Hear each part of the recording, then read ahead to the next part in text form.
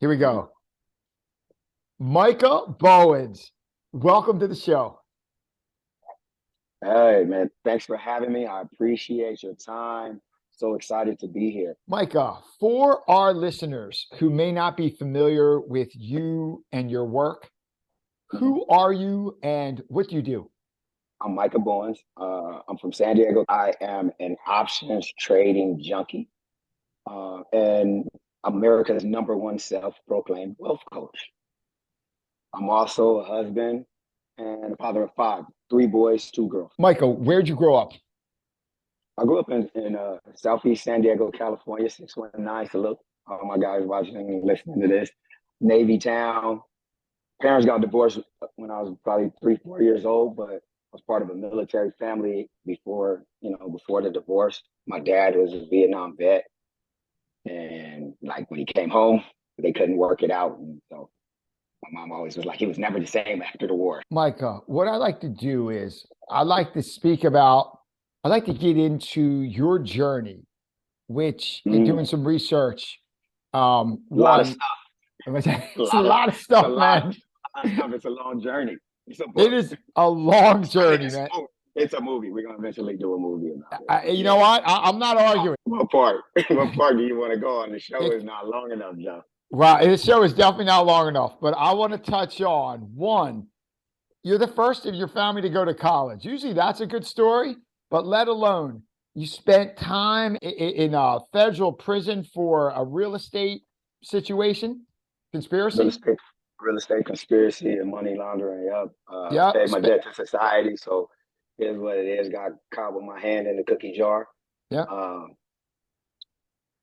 got caught with my hand in the cookie jar. So yeah, I was the first person in my family. Actually, I was the first person in my family to graduate high school. It's a small family. So, but I grew up. It was just me and mom's.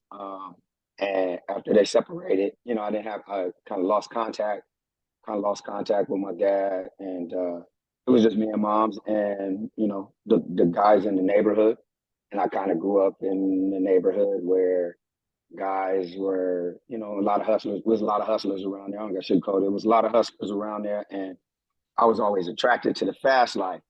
So I like the fancy cars. I like the fancy cars and fancy girls, and so um, I was out in the streets early, and even though I did good in school, I always, I always like knew that I like nice things. You know what I mean? So I come from a mom that like she worked like minimum wage jobs, take care of me by herself, but I wanted to have all of the new, I wanted to have the newest stuff. And then, we started like, it was times got hard. We started getting evicted. And so I just got into situations where I would find myself, I would get in a little bit of trouble. So I got in trouble the first time, and this is not actually on there uh, on my bio, but the first time I got in trouble, it was I had an attempted murder charge, and I had got into it with some guys and little things. But once I was in jail, I was like, if I get out of jail, I'm gonna go to school, get my life right. Right? And sometimes you don't get it right the first time. So I get out of school, and I get out of jail, and I decide to apply to school, and I end up going to Morehouse College in Atlanta. And so cold turkey, straight and narrow. I had put some money up. But what happened was I had saw the movie Trading Places and Wall Street sparked my interest in legal money. Because in my neighborhood, it was like a lot of drug dealers around there. Only ones who really had money. The only ones that I really saw having money were the drug dealers, and so I didn't have any male guidance around. There were no male role models because, like me and all of my friends, mostly like everybody's moms and dads had separated, so it was like my circle, and that's what I talk a lot about, like the circle that you're around. Like it's like both of both of my best friends' fathers got killed, Wow. and well, they got killed, and they got killed in situations because they were violent And so they got killed in connection with beating their moms. And so it's like, it wasn't until later on in life that I realized, like, that's kind of more than a coincidence that all three of our fathers were abusive. And so that both of their fathers got killed. And then, of course, we all end up doing time at different times. And so I go to college, and at first, I didn't know anybody who had went to college. I didn't know anybody who actually had went to college unless they were going to college like to play ball, and I didn't have a relationship, so I didn't know what to expect at all in college. But I was like, I want a better life, and I want to get out of the street life. So I go to college, and it starts off cool. But then I run out of money, and so it's like, old habits of, well, I really only know one way to get money, but I'm struggling. Like I delivered pizza. I had a telemarketing job. So I go through the struggle, and I make it through. I graduate in 4 years. I was on the dean's list a couple of times. I was actually one of the top guys in the finance department, but I wasn't really interested in the liberal arts stuff. It was a great experience, right? But I graduated in a recession. And so there were not a lot of job opportunities. And so the first job that I took, that I actually I interviewed with Goldman Sachs, which was my dream job. And so it was like life can be, and that's kind of where my journey went, because life could be so different. It's like, okay, what happens to your life if you get hired at Goldman Sachs, right? Then I probably never do some of the things that I did. But I didn't get the Goldman job. And not only did I not get Goldman, I interviewed with Goldman and the Federal Reserve. Made it to the second and third round interviews with both of them. Flew into New York. My first time in New York. First time I ever went to New York was the interview with Goldman Sachs. So I ended up taking a job as a stockbroker, which sounded great because I love the movie Wall Street, Bud Fox. But I'm younger when I'm watching it, and so you only understand so much. So I'm so excited. Passed the test my first time, scored the highest in my class, and then get there and hit the wall. I could not sell for. I don't want to cuss on the show. I could not sell for poop, right? Terrible salesman. So I didn't know how to sell, so I'm not making any money. And they want you to call. I didn't know anybody with any money. I didn't have any uncles or aunties or grandparents that had any money to get any accounts open. So I struggled as a broker, and I already had a kid, and so I had a kid, and kids can't eat promises, and so my daughter's mom had already like remarried, and her husband was a professional baseball player. So they were trying to move me out the picture, and they were like, just let her, just change, let us have her and give up your parental rights. But I grew up without a dad, and I was like, maybe I can't have my daughter. So again, it was one of those times where it was a decision had to be made. And so then it was back to the street life. Wow. Okay. And and how did you get to the situation? So you went back to the street life. So you're in college. What led to that 3 years you served in federal prison, the real estate conspiracy? What happened there? Okay. So I'm back in the streets life, but I now I have a lot of business sense, and I understand finance, and I understand real estate. And so I started investing in real estate. And so I moved to Vegas, and I started buying houses, but I didn't have a job. So I had to come up with, when you go to get a loan for a house, you got to have W-2s for your tax statements. I hadn't paid taxes. I hadn't had taxes yet. You got to have pay stubs. So I had to got a hold of the pay stubs and the W-2s. And because I had pay stubs and W-2s to qualify for my loans to get the houses, to me, it was just criminal activity. To me, I did not realize that was a federal crime. I did not know, and a lot of people, and for your listeners, they need to know, because I think a lot of people sometimes they want to qualify for the car, they qualify for the house, and they need to make a little bit more money so that their debt to income ratio equals out. Mm-hmm. If you put any lies down on that form, that's a federal crime. Then when they turn the form, they have to send it into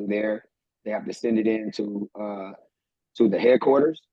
That's mail fraud. So now you got fraud and mail fraud just from fudging the numbers on your applications. Mm-hmm. And so after I was out here making some pretty good real estate investments and I made some real money, I had friends that were like, well, how'd you get the house? Again, in my brain, I was so like, what's the word they use? It's like almost like a sociopath, like you don't even realize you're committing a crime. Mm-hmm. And so if you're a friend of mine and you're like, oh, well, I need pay stubs and W-2 forms, I made pay stubs and W-2 forms for my friends. Now, two people engaging in a crime together, there you get your conspiracy. Wow. So then so how'd you get caught? How'd they find you? I always wonder, that part, you always wonder, we try to figure out where the mold was or where the leak was, but it was probably just too many fancy cars, and we had two theories. So my first theory is I had because I had my house in an alias at first, and I had an alias because even before that, so my first daughter, before she was born, there was another daughter that was in question, right? And I knew it wasn't my kid, and I said it wasn't my kid. So I go down to the county. They charge me, they're charging me child support for the child. And I'm trying to get it worked out where let's get the paternity test. It wasn't like today where you can get DNA, because now we're talking back in, early 2000, maybe late 90s, early 2000s.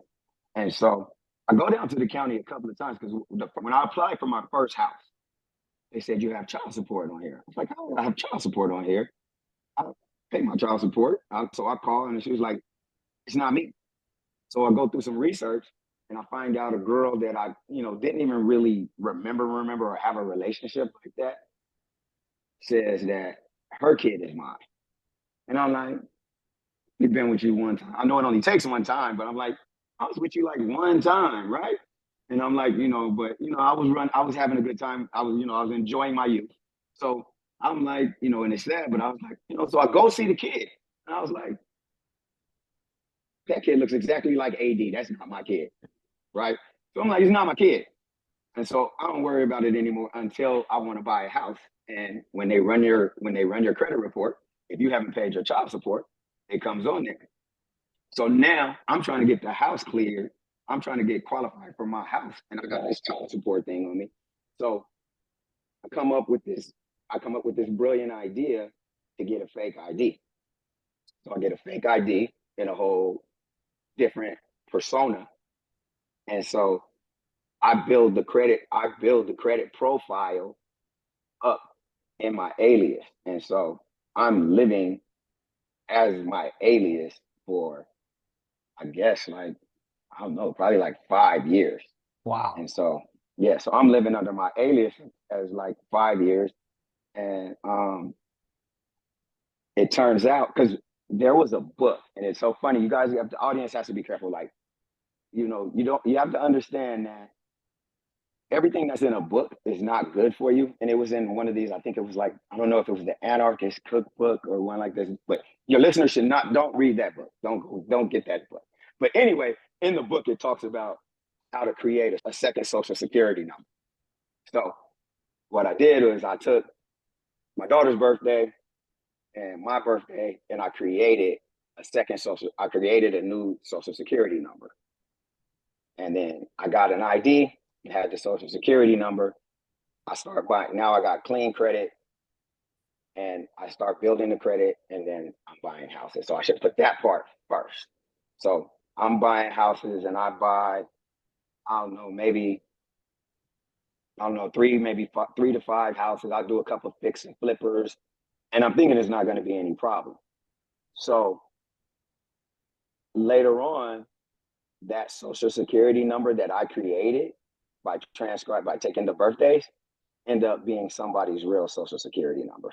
Oh, And so even though the name didn't match, I was using the social security number. And I guess like over the time, like it must have been a kid. And then as he grew up and he got old enough to start trying to use his social security number, the conflict came. And I think that's where the red flag came up. wow. What a journey. The one thing I find so remarkable, it's easy to slip up, it's easy to make mistakes. But when you went to prison, you basically studied financial education, option trading, and you created financial strategies that when you came out totally changed the way you ran your life. Could you speak to that? Okay. So to be fair, I already had been a broker. Like I said, two of my favorite movies in life were Trading Places and Wall Street. And I already had a finance degree. And so I knew that prison wasn't going to be forever. And, like once you get over the feeling sorry for yourself and why me's and all of those, you got to have a plan. Because I've seen so many people, like literally everybody that I grew up with has been to prison. You know what I mean? Everybody in my neighborhood been to prison. But then I had saw a whole different life when I went to Morehouse. I saw, and I could speak to like I saw a different kind of black person when I went to Morehouse. And so I knew then like, nah, there's a whole other type that doesn't just do the regular like work at fast food or you know um blue collar jobs, like because I knew I didn't want to do the blue collar jobs, and so I wanted to do something where I could use my brain and something. I didn't know the word scalable at the time, but I knew I wanted to do something scalable. Mm-hmm. And I was, like I said, I was always fascinated, and I knew I was in my heart, I knew I was better than guys.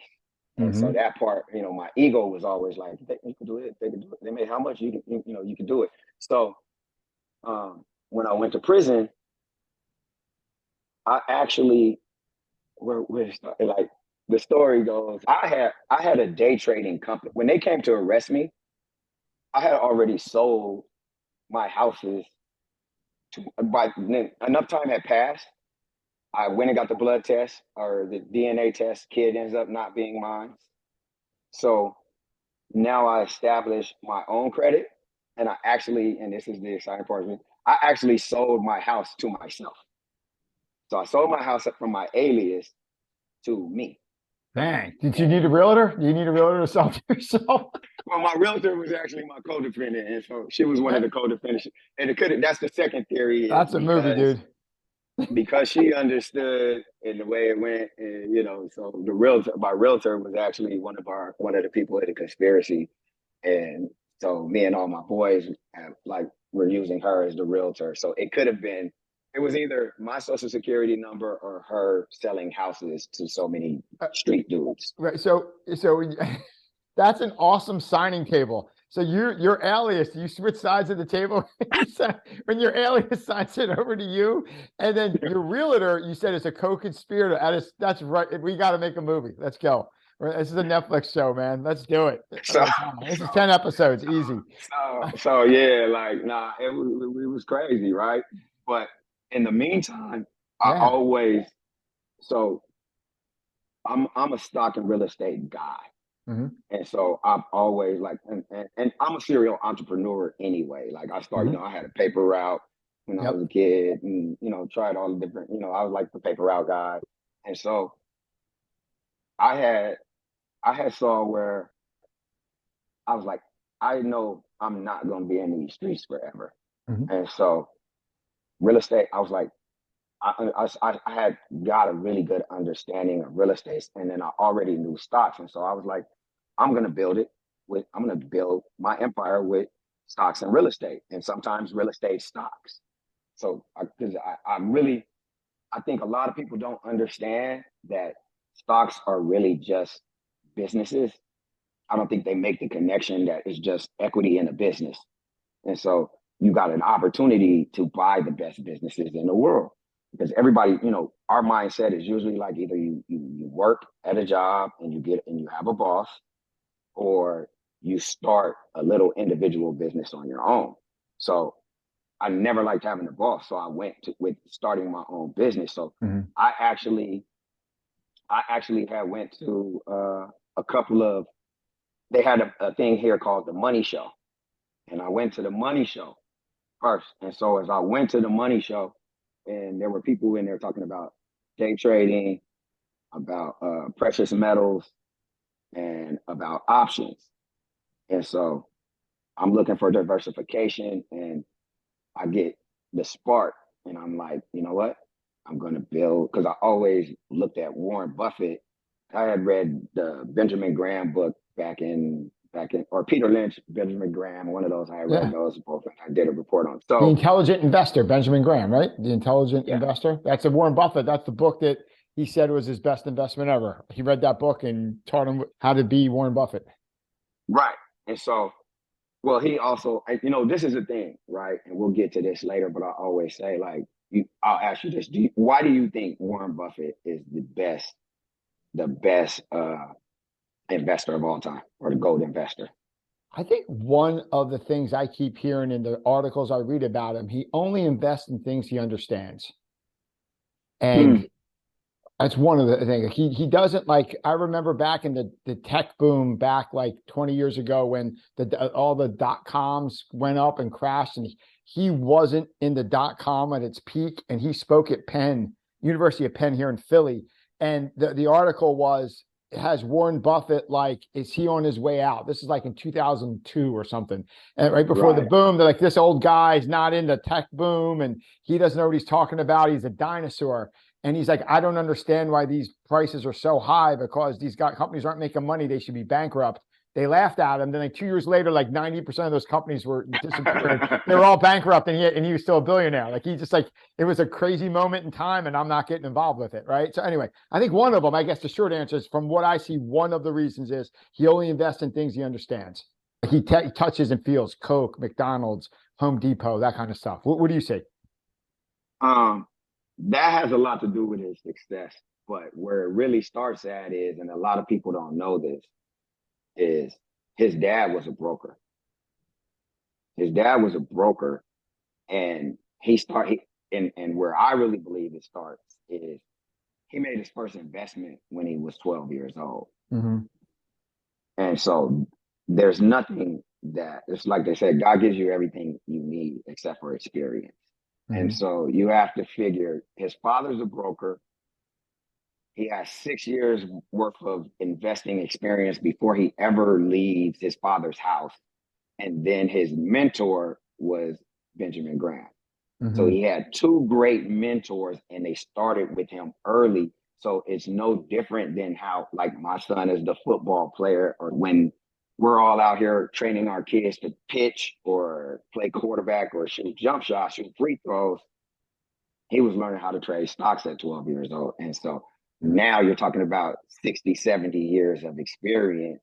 He knows what he knows, and he knows where he's good at. And so, yes, what he understands, he just made a killing. I think it was a crazy number, like $200 million worth of dividend payments he got from Apple last year, because he's like one of the number one shareholders in Apple. And then he has a leverage. So he's now branched over into the tech scene. I end up going to all of these seminars, and I picked up day trading, and I signed up for this day trading course.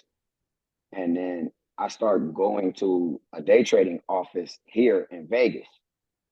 And I'm in there every day, day trading, and I got really good at it. And it was a young guy who owned it, and his girl had he was out here from Florida, and his girl had cheated on him. And so, I kind of got like, so, he would kind of like, he was like, he lived around the corner from me. So I was like, man, don't worry about that girl. And I took him out a little bit, took him around, because he wasn't from here. So he took him out to Vegas, and then he was like, I want to go home, man. I was like, man, don't worry about the girl. But he couldn't, he was just, I was like, you gotta let her go. Don't chase her, bro. Replace her. But he was like, he was so heartbroken about it. I ended up like, you want to leave? And I ended up buying the day trading business from him. Really? Okay.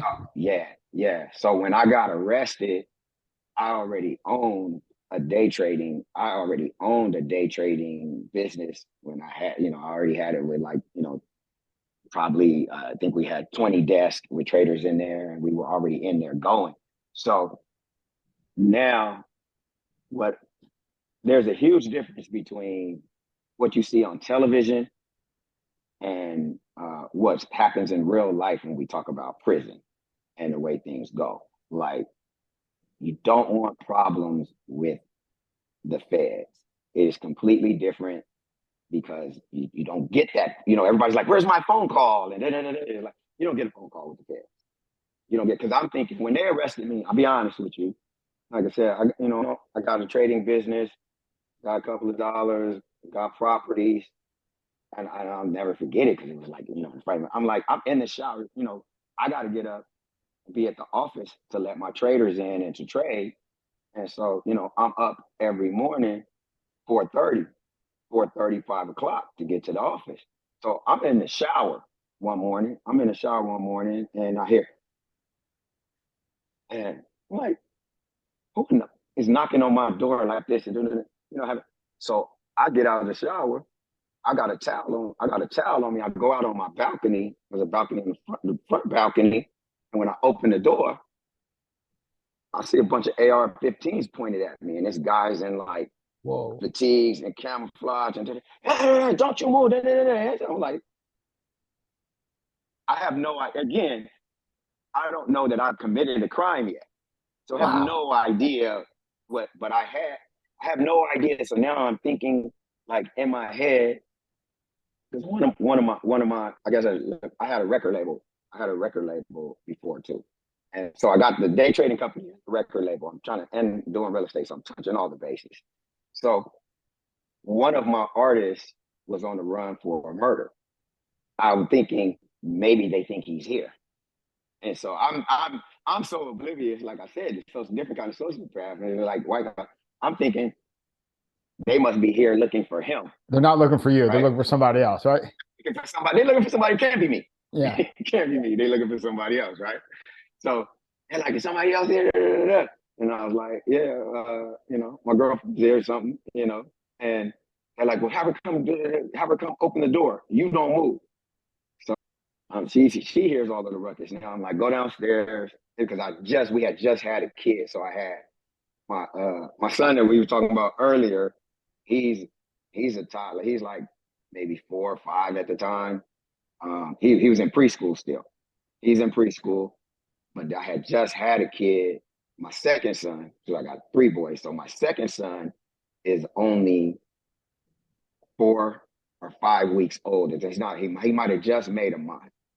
I don't remember the date, but he might have just made a month. So now the baby is crying. She's in there, and I'm like, relax. They're not like they're not here for me. This is a big misunderstanding. It's not going to be a problem with. So they come in and they put the handcuffs on me, but then they say you can get dressed, and they go through this whole. Still, they haven't shown me. They don't show you any paperwork. They don't give you anything, right? So the whole time I'm thinking, okay, they're looking for him, and they're just trying to scare me, right? So I'm like coming down the stair. I'm coming down my stair. I had like, my house has like the stairway, like the Scarface stairway. So I'm coming down the stairways, and now I decided to be really cool. I'm like, don't worry, I'll be home before dinner. Make sure everything is cool. So they take me in the car, and they're like, all right, we're gonna give you one chance to talk. And I go, and he said, fine. I do my lips like that. He says, fine. So they take me, and I was in a van, so I can't, and the windows are blacked out, so I can't have no idea where I'm going. Can't see where I'm going. Now I'm starting to get a little bit worried because you've seen stuff like this. And this is the stuff that, like I said, they don't show you on TV.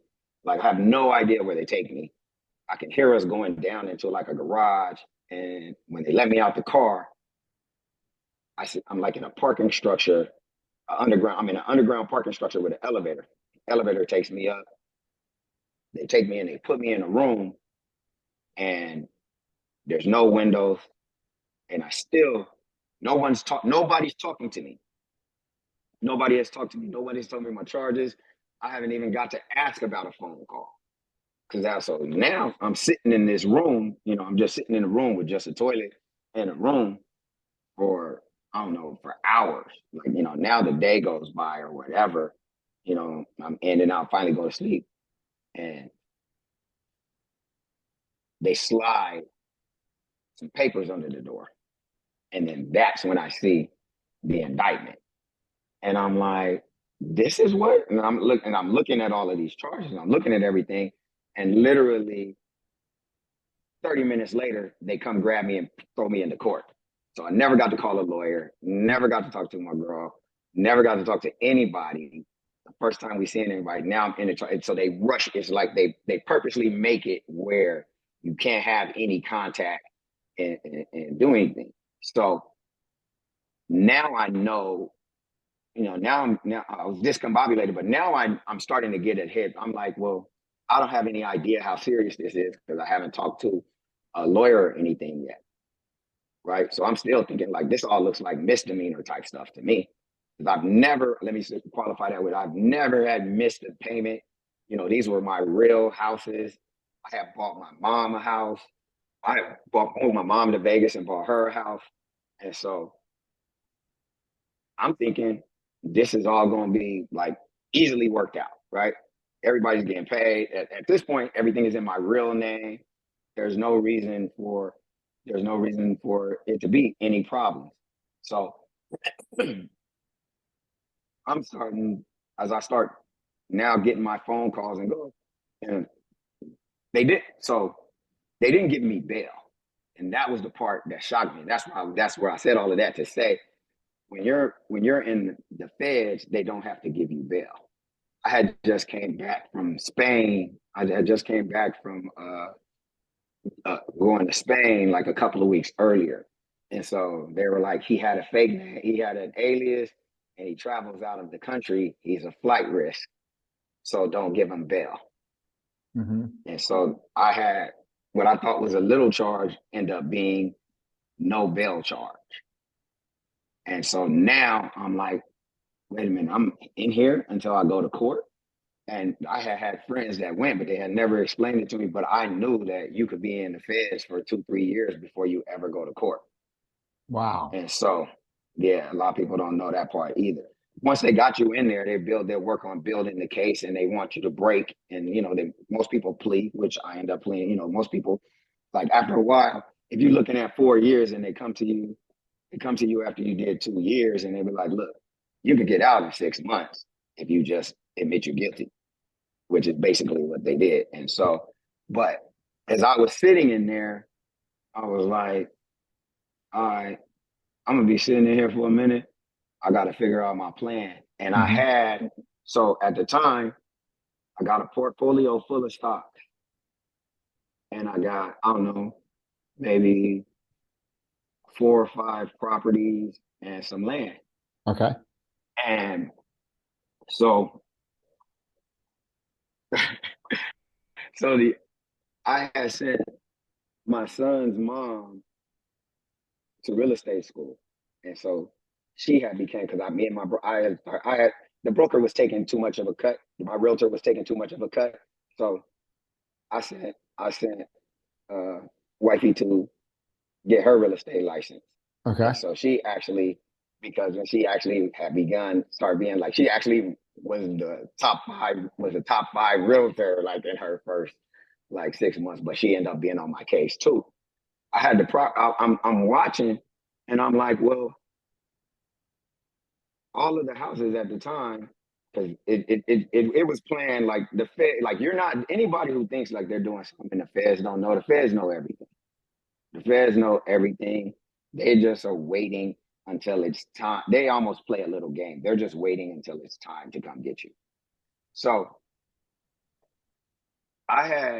we were out for the award. We were out for the award banquet for the top agents a couple of weeks before that. And I'm listening to the agents in the car. And where you at? You're in Pennsylvania? I don't know what Philly's market was doing at that time, but I know it ends up going everywhere. But Vegas's market is going crazy. And tech is taking off. So you mentioned Warren Buffett, and tech is taking off. So I got some nice profits in my portfolio, and all of my properties have like some nice amount of equity in them. And we were at the banquet, and I'm listening, and it's funny now you revisit, like I forgot all about this, but so Michael Jackson, you guys remember Michael Jackson, right? Michael Jackson came to Vegas, and he was looking at high rises, and they had started building all these high rises on the strip. And all of the agents, I'm in the limo with like the top 5 like agent winners, like all the couples are in there together because they're all getting their awards. And they all are just like so excited about these high rises, right? And I said, how many Michael Jackson? I was like, wait a minute, how much they gonna be? I'm like, and it's like, they're all like $1 million. I was like, how many high rises does Vegas need? How many high rises Michael Jackson need? I'm like, everybody don't make Michael Jackson money. So it dawns on me then, and they're so overzealous, it dawns on me then that the real estate market is overheated. And up until that point, I didn't look at real estate like stocks. And I did not realize that real estate moved with the stock market as close as it does. And your listeners and people who will listen, I always say, like it's a saying that we're wired for success, but programmed for failure. Mm-hmm. And the way we were all taught prior to the housing crash was real estate only goes up. So there's no such thing at the time, there was no such thing in especially new investors' minds as too high. Mm-hmm. There was no such thing as overpriced. But I had realized that the market was overpriced in December of 2006, sitting there with them agents. And it was really probably being partially a hater, because I wanted to buy one of the high rises, and then I saw the price on it, and I was like, that's just too high. Mm-hmm. And I was like, and like I said, I had a lot of experience with debt income ratios.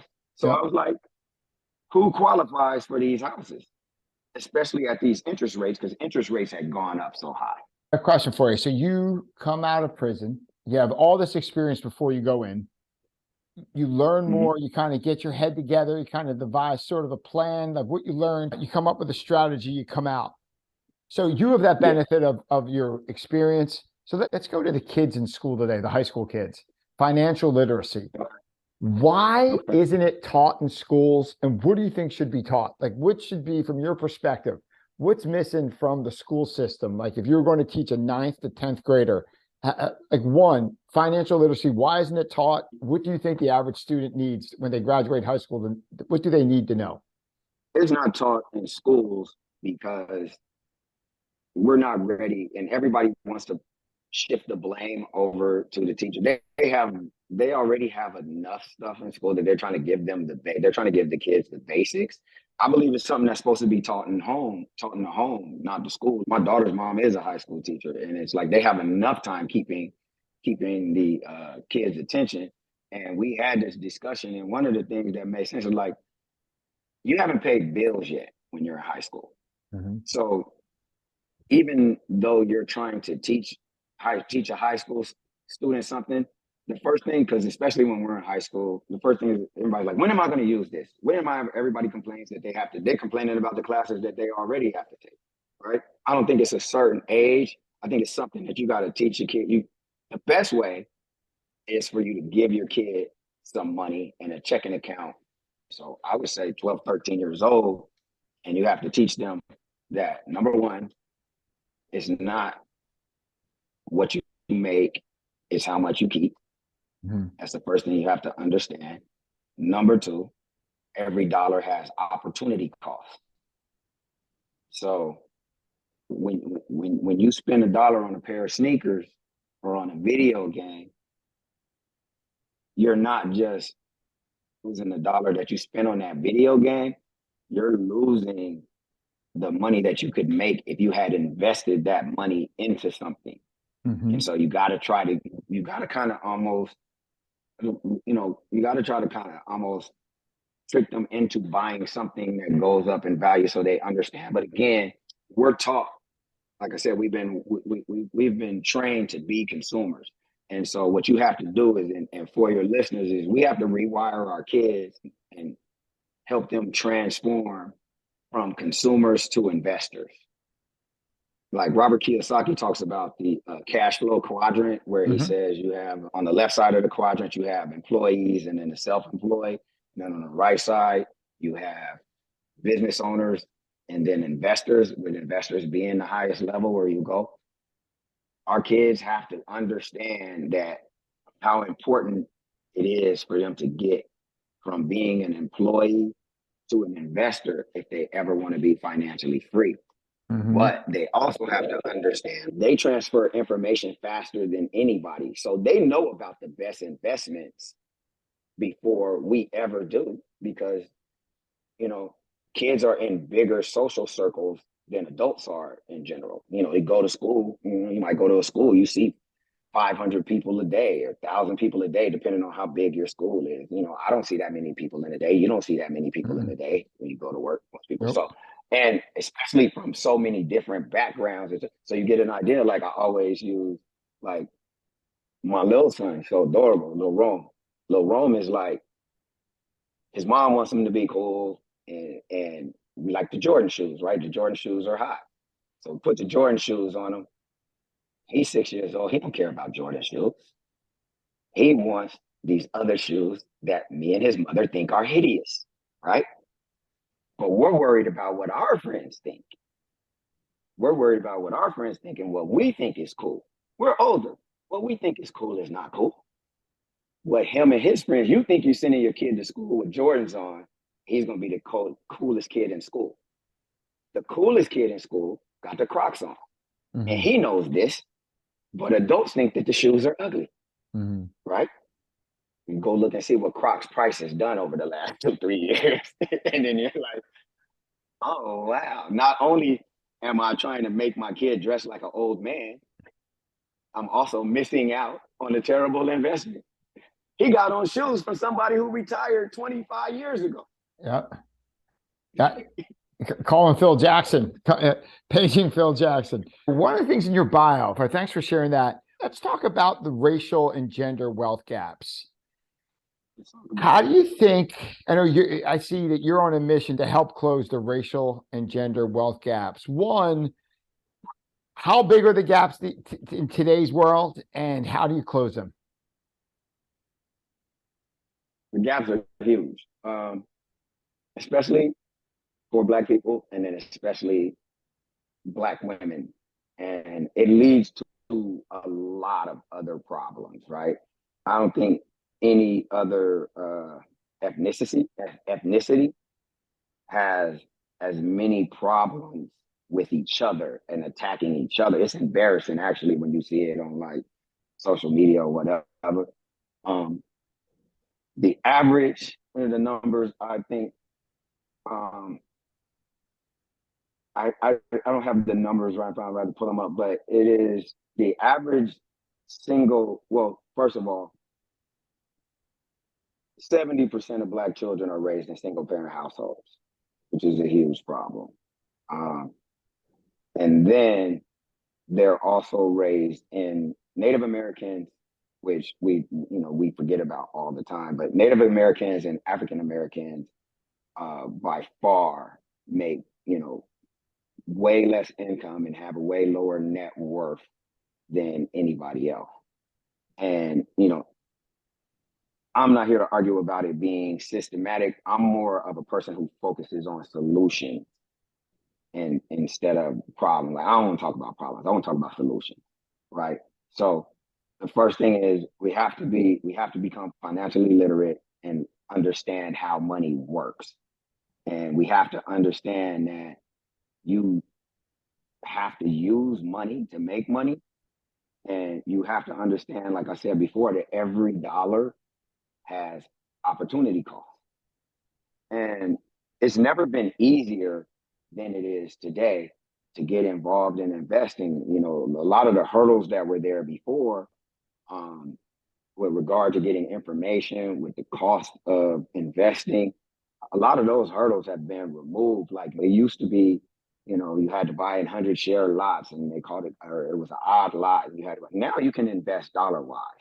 So you can start investing with you can put away some money every week just to get started and get an understanding and pay attention to the actual return on investing, right? Return on investment. Because even if it's $100 and you grow that $100 into, you know, $200, that's 100% return. And it might only seem like $100 and be small, to seem insignificant and small, but at least you now have gotten the feeling and you understand the principle, and you're not being taken advantage of. Because it's almost like we get so excited because we're constantly being sold, that when a product comes out, we see the product and we're always wanting, we want to be the first to get it, instead of thinking about like, man, how can I make some money off of this? So you see, like I said, I go back to the Jordan analogy, and Nike is one of my favorite companies of all time.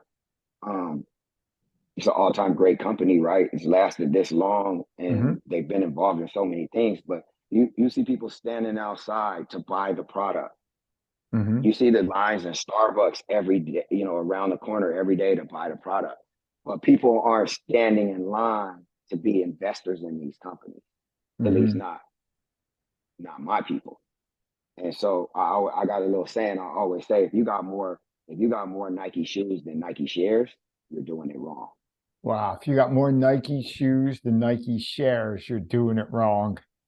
That's pretty powerful. And three other things you said I wrote down that I thought were pretty poignant. One, it's not how much you make, it's how much you keep. Found that is so spot on. And then every dollar has an opportunity cost. For every dollar you spent doing X, you could do Y, and it could provide so much better value long term doing something else. Then last, we have to kind of switch our kids' mindset from being consumers to investors. And then lastly, you said if you have more Nike shoes than shares, you're doing it wrong. That's pretty cool. Want to switch over to a point in the interview we call Share Your Secrets, so our listeners can get to know you a little bit more as a person. What advice would you have for maybe someone either just graduating school or maybe just trying to get their financial life in order, maybe after some setbacks, or maybe they know they're doing it wrong and they're not in a good spot? What do you think are some good first steps for people that, I'm going to be financial independent someday? What are the first step or two I need to take? What would you share with them? For a young person, I would tell them, and it's hard. I know it's hard when you're young. I say the same advice because I got a son in college right now. And I'll tell them, focus on you first. The females will be there later. The females will come. The females will come, but there will be a huge, for women, or, for male or females, like, it can be a huge distraction for you when you're just trying to get yourself together. And you're just making, you probably don't want to hear this, but you're making your life harder. Like, but when you haven't established your careers. Yeah, you haven't established what you want to be. You don't even know what you want to do. And so I would say first is focus on you and your happiness, instead of trying to make somebody happy. Because so many people go through their 20s focused on trying to make somebody else happy. So that's the first thing. And second, and I swear by this principle, it's hard to budget because there's always more things that you want to buy than money you have when you're starting out and you have a little bit of money. So instead of trying to budget, what I would say is make it automatic.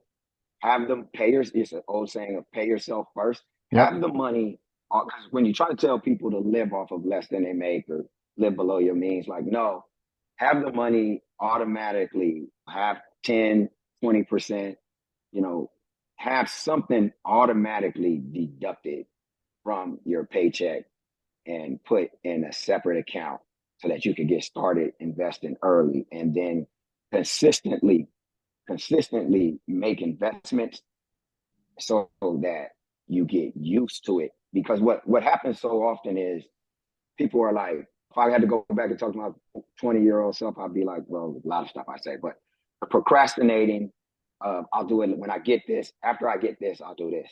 After this, I'll do that. And especially with guys, right? We like cars.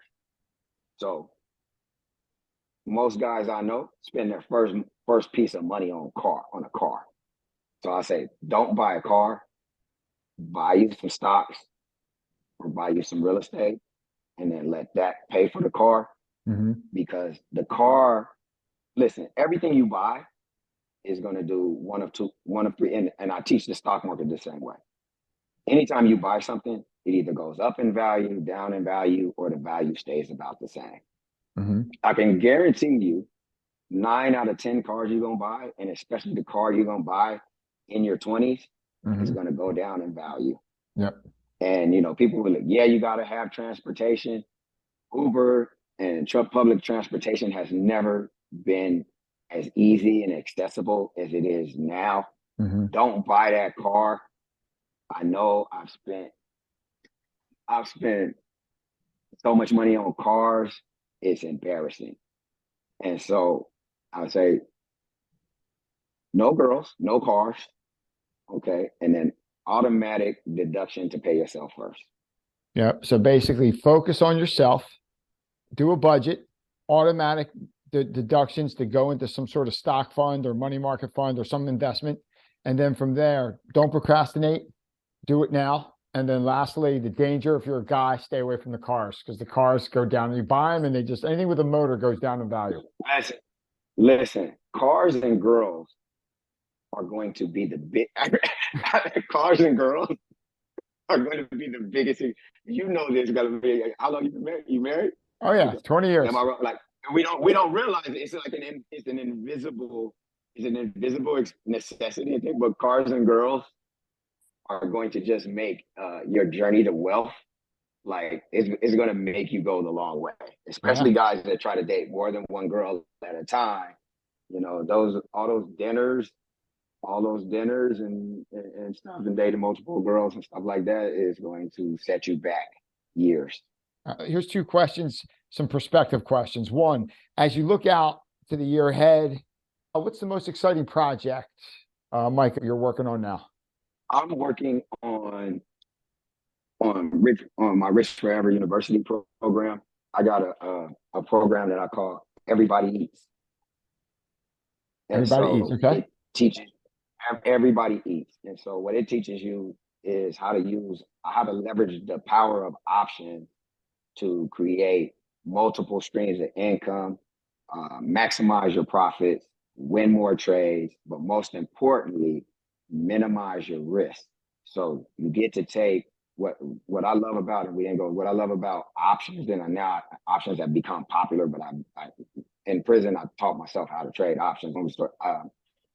The cool thing about options is you can make money when the market goes down, and you can transform a small amount of money into an actual significant amount of money, and it gives you a chance to really get your feet wet. So I'm working on a couple of different courses under my Rich Forever University with options. Why I got into options, because you know what I mean. I started seeing the market bloated, and it was like I basically felt like I was being held prisoner. And I still have the notes, like when I was calling home, I have my notebooks that I used to keep when I was in prison. And I was like, oh, the prices are going. And I was like, God damn it, I can't do that. I was like, if I could short the housing market right now, because what happened was the feds froze my properties.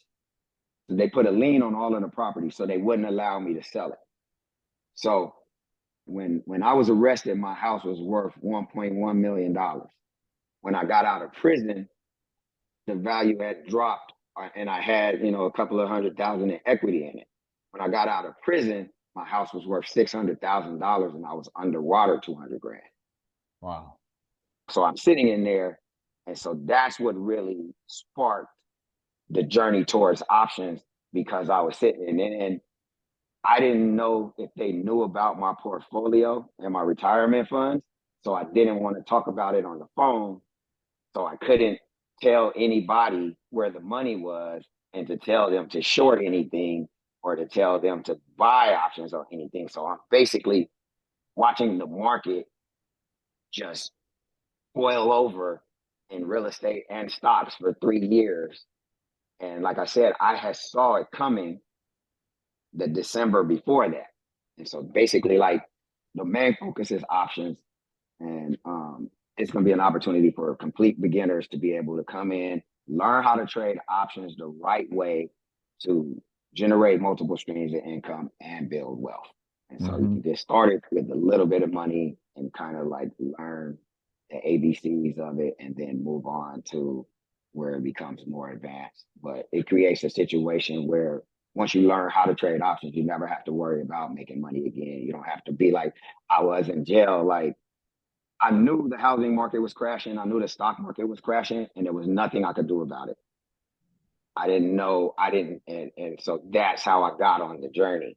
And if I had known then, like, it's like, when you talk back to it, I was like, oh no, I would have just bought 2008. I would have just started buying puts on the Qs and the S&Ps and loaded up. And I would have been able to come home and be like Mike Berry.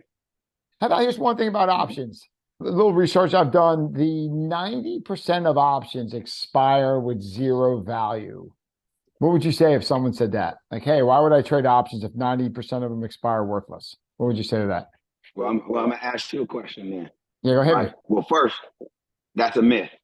Okay. That's a myth first. But if it were true, if 90% of options expire worthless, why don't you just sell options so you can win 90% of your trades? Makes sense. But I teach you how to sell options too. I teach you how to sell and buy. There's a time you should be buying options. There's a time you should be selling options. Okay. That is, there's no data to back that up, but it doesn't even make sense when you think about it, because an option has a buyer and a seller. Yep. On every option, right?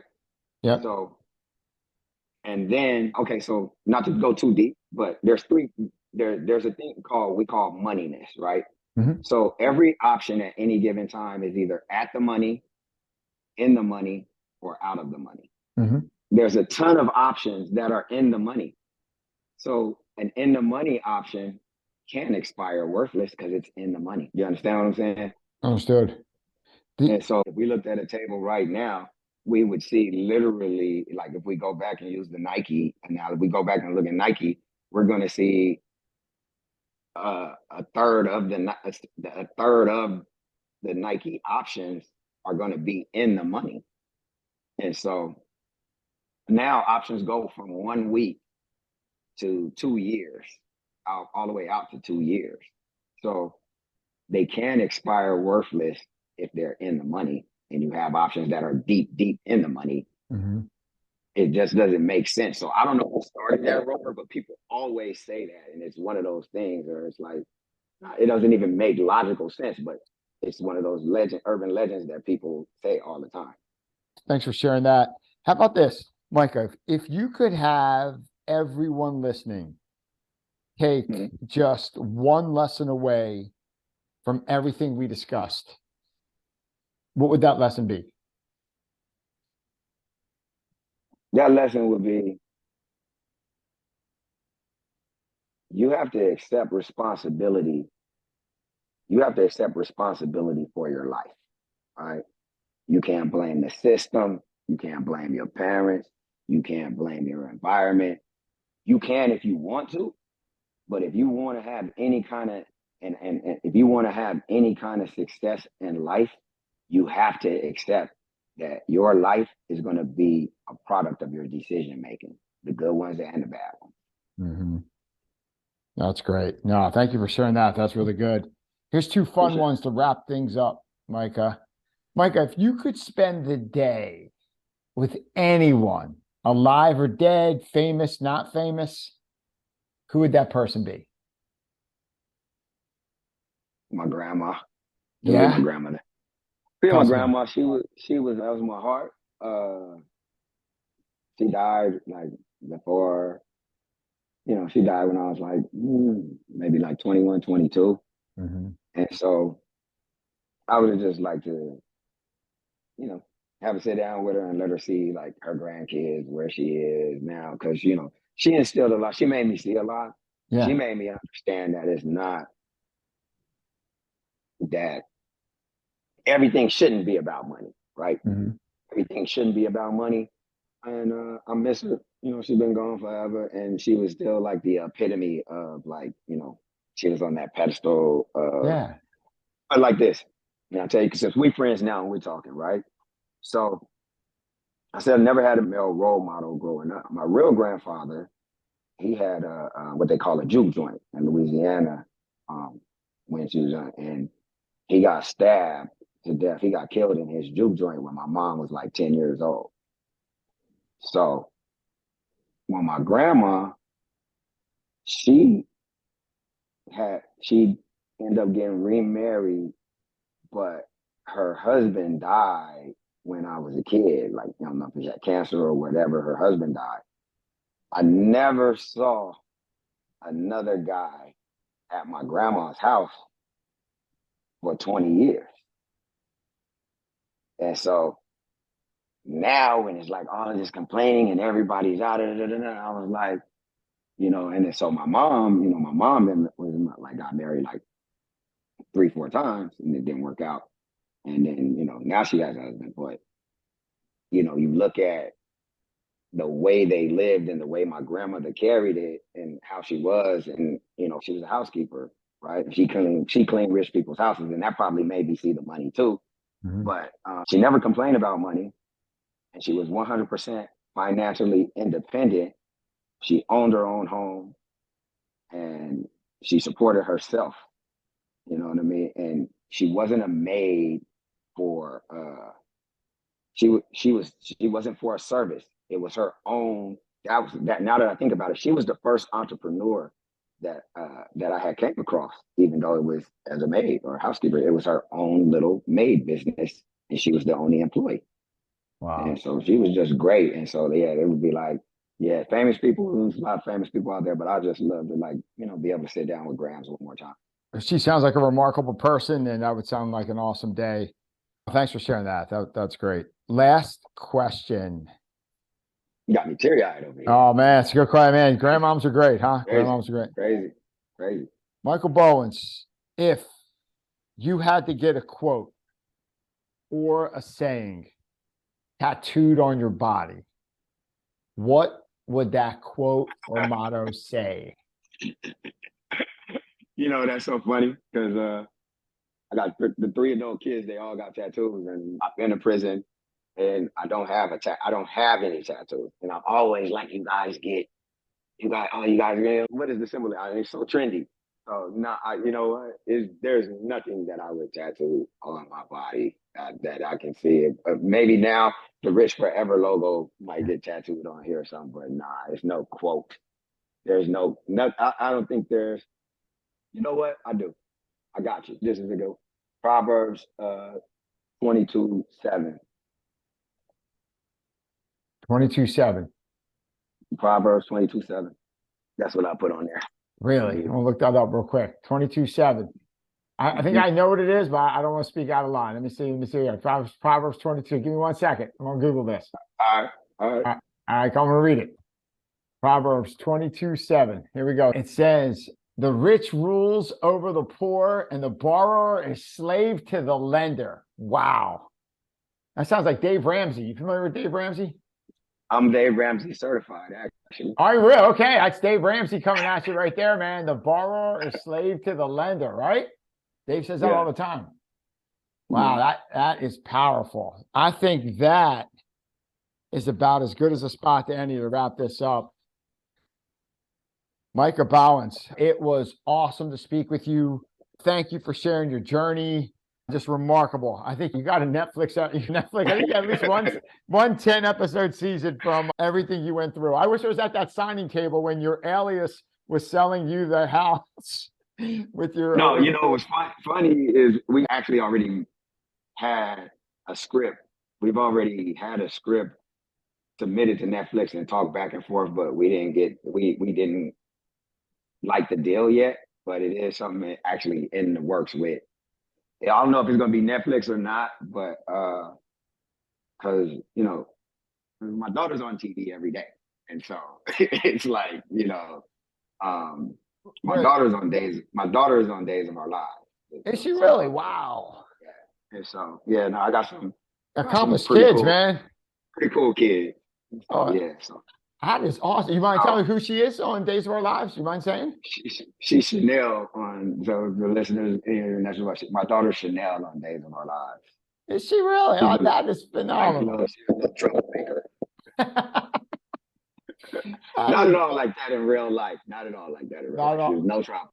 That is awesome. I wish your daughter nothing but success on Days of Our Lives. I'd like to thank you for joining us, man. Thank you for sharing your remarkable journey. I wish you continued success with Rich Forever. If people are looking for you and what you do online, where can we find you? I'm Rich Forever University on Instagram. richforeveruniversity.com is my website. Rich Forever U is my Twitter handle. And just Micah Bowens on LinkedIn. Thank you for having me, man. I really appreciate it. This was a fun interview. Took me back, made me think about some things. Man, you're really good at this. I like it. No, dude, that's it. Thank you so much for saying that, Mike. I appreciate it. Thanks for coming on. Good luck to your son in the portal. Good luck. Looks like he's a really good quarterback. I hope he finds the right spot for him. And keep in touch. And I appreciate you. Best of luck with everything. All right, man. Appreciate you. Have a good one.